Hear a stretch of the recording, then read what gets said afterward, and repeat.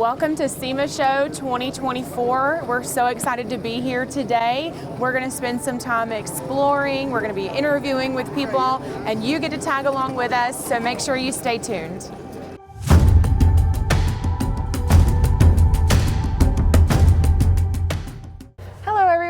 Thank you for joining us here today. We are at SEMA Day 1 of 2024. Super excited to be here.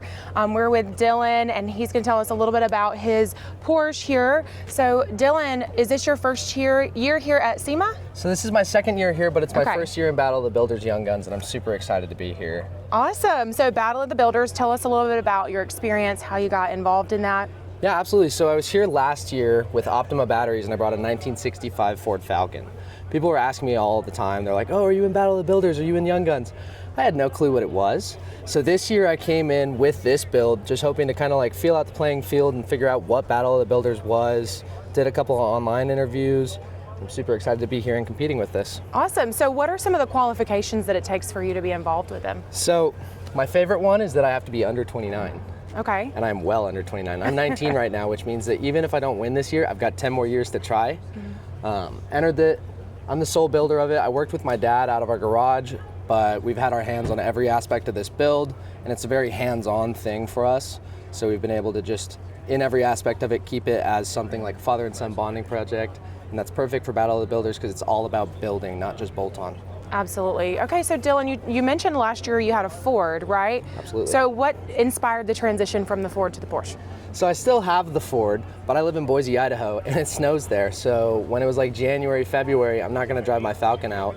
I bought this my senior year at high school when I was 17. Came here last year at SEMA, and 2 cars up from me, a buddy of mine, J-Matt, had a built-out Lexus. I saw that car, thought back to what was sitting in my garage. I'm like, oh, I want to build out the Porsche really bad. So we got home, and starting in December of last year, we took on this project. So this is exactly 1 year from SEMA a year ago. This was bone stock, and now it's here like this. Okay, so tell us a little bit about, what were some of the first features that you did, and what are some of your favorite? Yeah, so first thing we did when we got the car was cut the bumpers. I managed to find this for a really good deal because it had a couple of like cosmetic damages low in the bumper. So a week into owning it, after driving it back from San Francisco, we took a Sawzall to it. A week after that, we did the side exit exhaust, which is something that people see all the time and love. And then honestly, my favorite thing about this entire car, because I camped and lived out of it all year, this is paper towel holder. It's on a bungee, but this entire kitchen setup has allowed me to cook and keep all of my gear, food, bathroom tools, everything in here. I've had a fridge running off of solar, so I can go out for weeks on end and just be out, cook myself food, have everything I need right here, but I still have all 5 seats in the car for when I'm in town with my friends. Absolutely. Yeah, it definitely seems like you fit a lot in here. Is this a camper on top here? Yep, so it is a Porsche branded rooftop tent. Okay. It can comfortably fit 2. It's mostly just me right now, but so I sleep up there every night, and then on top of that, I have a 135 watt solar panel that I've mounted from Overland Solar. That's kind of the powerhouse, and it's kept everything on this rig running all summer long in the sun. So I left the engine pseudo stock. We did a tune with Fab Speed to bump the performance a little bit, and then we have mostly on the front end just done kind of armor mods. So this bumper from Eurowise to protect everything. The entire underbody of the car is plated in steel skid plates.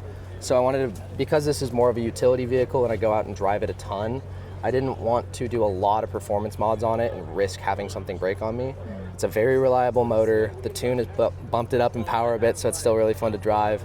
And I made sure everything's protected, so when I'm out on the road and on the trails, nothing gets risk of damage. So did you have the winch added on as well, or is that a feature that was brought with the Porsche? So it was not on the Porsche. We actually had to figure out how to fit that. So there was a lot of cutting involved on the front end of this to fit that in there. That is a new winch from Warren for this show. Haven't gotten out to use it yet, but I'm excited to go pull something out. So you've never had to winch yourself out? I've never had to winch myself out with this winch. I have winched myself out once. Awesome, great. So are they don't look like they're original wheels, they're aftermarket. No. So tell us a little bit about those and the brand. So this is a 33.5-inch tire. It's a Toyo AT3 sitting on a 20-inch Mantra Fox rim.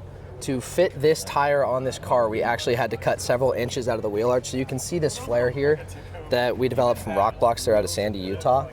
We actually cut the original bumper set about here. So we cut about 1.5 inches out of every direction on all 4 wheel arches and cut the front and rear bumpers to fit these much larger tires. Okay. They're still rub, but we fit a larger tread on it. The largest you could fit factory is about a 31-inch tire. So you can see here those cuts in order to facilitate this much larger wheel. And then we're running a 2.5-inch lift from Eurowise as well, and that's helped a lot. And I'm sitting on air shocks.